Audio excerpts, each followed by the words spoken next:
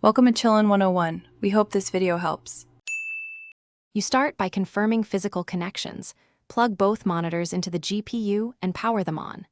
Once done, open display settings so you can identify each screen by number and set your primary display.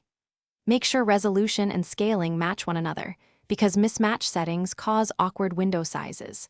If a monitor uses an adapter, verify it supports the target resolution and refresh rate. Otherwise, swap ports to isolate issues before proceeding.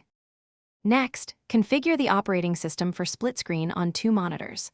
On Windows, drag a window to the left or right edge or press Win plus left/right to snap.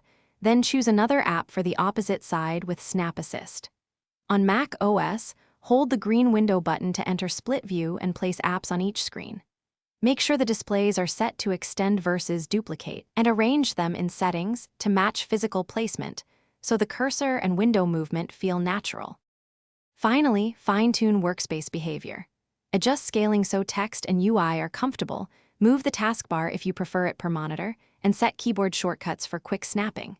If windows snap incorrectly or one monitor is unresponsive, update your GPU drivers and reseat the cables. Swap to a different port to rule out hardware faults.